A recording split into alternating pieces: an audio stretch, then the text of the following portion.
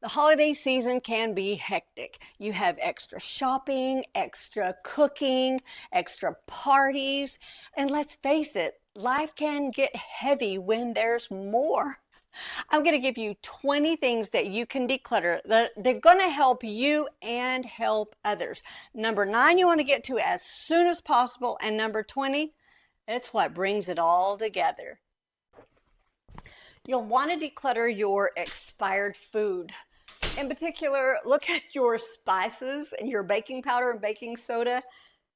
Mine are expired, and I use nutmeg when I bake pumpkin pies.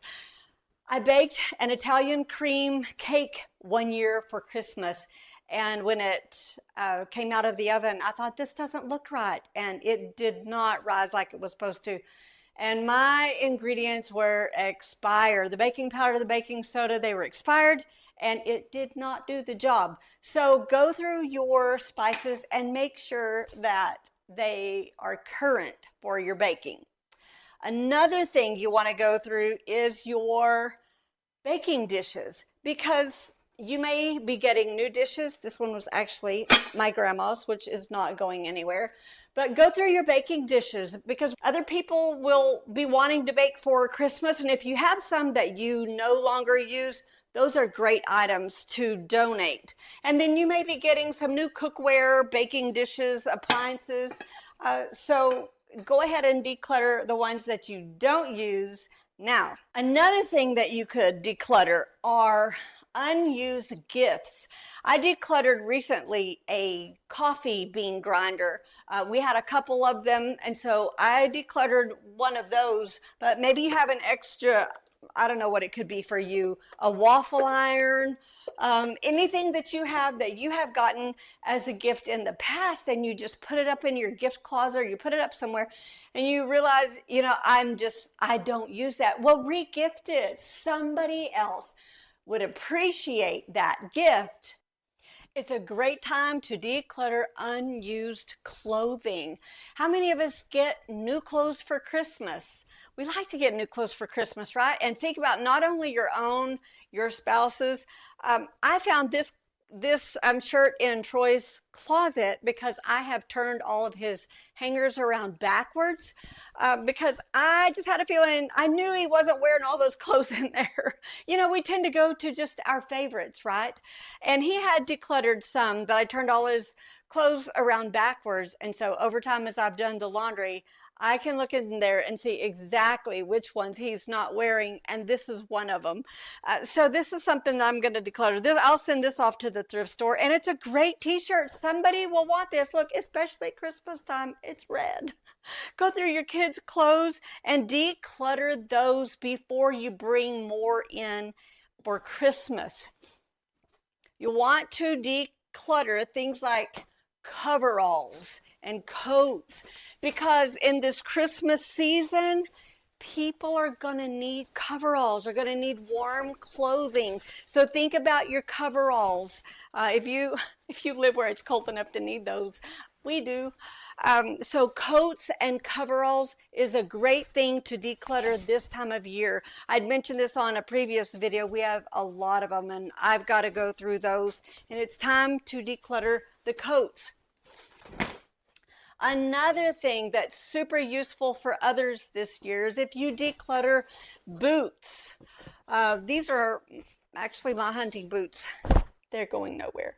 But we do have extra boots. I have one pair of these. Troy has several. So I think we'll declutter some of his boots with his permission. Look at your boots, because somebody else, if you take those to the thrift store, it's the season, before long, they're gonna start looking for those things. So see what else. And okay, this room, it looks like such a mess. It looks like a big camo store threw up in here, but during this time of year, this is our hunting room, and all of our camo comes into this room, and this is where we get dressed, and it's all in here.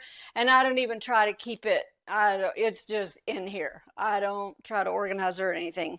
That's just the way it is. But if you're a hunter, go through your camo, because it's a great time to do that, because somebody else could use it. Take those to the thrift store and donate them. Declutter your electronics. Who remembers these? Do you have any old electronics around your house? Maybe you guys are gamers and you'll be getting new games for Christmas. Go through your video games and see which ones that nobody plays anymore and then donate those. Or maybe you're getting a new game console or something, new TVs. Go through your electronics, and if you have an idea that you're going to be bringing some in, then just go ahead and prepare to get the others out, especially if it's something like games and that you could collect and have a lot of. Then go ahead and make space for those now. Another thing to declutter is toys. If you have kids in your house, they may be bringing new toys in. So you could go ahead and declutter the toys and then take those to the thrift store, and then somebody else is going to be shopping for toys at the thrift store. So here's the thing, we've got to get these things in early because people will be shopping. Go through the toys and you could probably thin out a whole bunch of them and then make room for more, if that's what you want. I'm still of the opinion that really kids don't need that many toys, but that's just my opinion. All right, I believe we are at number 9 now. And this is what you want to get to, again, as soon as possible. And this is the Christmas decor. I've got a wreath in here. But go through, if your Christmas decorations, you'll be putting away fall decorations soon, getting ready for Christmas. So go ahead and get to those as soon as possible, because you'll want other people to be able to enjoy them and shop for them at the thrift store as soon as possible. When do you decorate for Christmas? Put that in the comments. I decorate Thanksgiving night is whenever I put my tree up. I don't put a whole lot of Christmas decorations up, but I do put my Christmas tree up Thanksgiving night, and then I have a couple of wreaths that I put up as well. Just a few things, not very much. But I know that others will be wanting to do that as well. I actually purged all my Christmas decorations a couple of years ago, and I went way down to just a few things. And somebody else was so glad to get those. So go through your Christmas decorations. And then number 10 would be your blankets. Again, it's a great time for that. And think about it. A lot of the things that you have, this blanket is like new. It's perfectly good. I just don't use it. I actually have a lot of blankets because when my grandkids come to visit, they all like to sleep on the couch or the floor. So we have people everywhere. Yeah, probably have some that are just like new that others may want to regift, or they just would appreciate having a blanket this winter for themselves. Okay, so we're halfway through. If you have found this helpful, it would thrill me if you would hit the like, subscribe, and share button. It's free to you and it really will help me. All right, we're going to switch gears now. And I want to go through a few things that are helpful for you, not just things that you can declutter out of your home to donate to others or for others, but things that will help you get through the hectic season. And one of those is negative thoughts. Look, we do not need to be going into this season with negativity in our mind. Think about it. It's like we should have joy all year, right? It should always be a joyful season. But there's something about Thanksgiving and Christmas time that is just extra special, and there's extra joy in it. And we cannot have in our minds negativity and joy at the same time. The two don't go together. So let's do our best to get rid of negative thoughts. Another one is unrealistic expectations. Maybe, just maybe we should have no expectations. Just go through the season and enjoy it and let it be. Prepare, plan the best that we can, but not have some type of unrealistic expectation of what the day is going to be or how everybody's going to act. Let's just be. and enjoy it without setting expectations that are just unrealistic. Another thing that we can let go of is comparison. Y'all, look, I am not the Hallmark Channel. I don't have twinkle lights all over my property, all over the house and all over outside. And when everybody drives up to my house, they're just going to see nice little twinkle lights everywhere. That is not going to happen. I cannot compare my home, my meal, my gifts, my anything to anybody else. You know, there are two things that comparison sets us up for, and that is feeling inferior or feeling proud. And neither of those do us any good. If we're feeling inferior, then like, I don't measure up to everybody else. That's what happens when we compare. We think, oh, I just don't measure up. Or we compare and then we're going, well, at least I'm not like so-and-so. At least I'm better than. Well, that's no good if we let pride in our life. So comparison can bring in inferiority or pride, and neither of those are any good. Actually, the Bible says that pride goes before destruction and a haughty spirit before a fall. You may have heard it quoted by a lot of people. Pride goes before a fall. No. It is way worse than that. Pride goes before destruction. Pride will destroy you. Okay, I'm off on a tangent now, but so let's just let go of comparison. Another thing we can get rid of is guilt and shame. Maybe something happened in your past and you have this guilt on you, or you feel so ashamed. Just let go of that. Let's not go into the season carrying that. Nobody needs that. Maybe you had, I don't know, some type of a bad conversation with a relative a year ago and you're like, oh no, I feel so guilty. I'm so shameful. But just let go of that. If you feel like you have reason to feel guilty or be ashamed, just forgive yourself. If you've asked Jesus to forgive you, then he's forgiven you. And if Jesus can forgive us, we can forgive ourselves. So let go of all that guilt, shame, and just forgive yourself. Another thing, let's let go of resentment. Speaking of forgiveness, we need to forgive others. You know what? It does us no good to hold on to resentment because of what somebody said last Christmas, and now we've not even been talking to them, and because of something that we're resentful over. Whatever it is, let go of resentment and forgive, because y'all, we know that forgiveness does nothing more than hurt us. It holds us back if we live in unforgiveness. And we cannot enjoy this beautiful time of year if we're living in that guilt or shame and then resentment and all that unforgiveness. Let's forgive others, let's forgive ourselves, and let's just move on. It's okay. How about we let go of unhealthy habits? I have just been thinking about all the sugar that is fixing to come my way.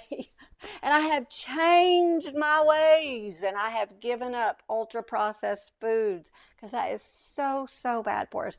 But think about, do you have an unhealthy habit that this would be a great time to just let go of and get that out of your life? Maybe you stay up way too late. Maybe you're on your phone too much. Now, how about we let go of overthinking?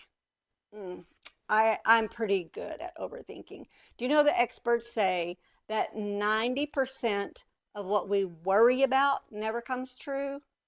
Those are pretty good odds in our favor. And the truth is, a lot of the things that we overthink are just we're things that we're worried about. But we can even overthink simple things. Y'all, how long does it take us to decide at a menu what to order? Because we're just overthinking it. We need to just pick one. If you're going, turkey brisket, just pick one. Is it really? I think a lot of the things that we overthink, we spend way too much time thinking about it into proportion of how important it is. I can overthink the simplest and the most irrelevant things, and I need to quit that. So I've been trying to do better. Let's just not overthink. Let's make a decision and move on. Let's let go of the fear of failure. Now, for me, this time of year, as it comes time that I need to cook for others, I'm usually, if I have a fear of failure, it's a fear that I'm going to ruin the meal. I'm going to mess it up. But here's what I decided. Instead of being afraid of my failure of making the meal just right, I'm going to have a backup plan. That's what I'm going to do. And honestly, there's nobody at my house that would think I was a bad person if, I don't know, if I burned the turkey or something, which could be possible, but I probably won't. I'll probably do a good job. So, fear of failure. What is it that you fear failing over? Let's let go of the fear of failure. Because just like overthinking, 90% of what we worry about doesn't come true. And you know what? You're probably not going to fail at that thing anyway. But listen, so what if I do fail at cooking the meal? Is the world going to come to an end? No. We'll get out peanut butter and jelly or something, and it will just move on. Now, number 19 would be, let's let go of perfection. It doesn't work anyway. Let's let good be good enough, because perfection is too much pressure. I don't know about you, but I can't do it. I can't be perfect. I've tried and it does not work for me.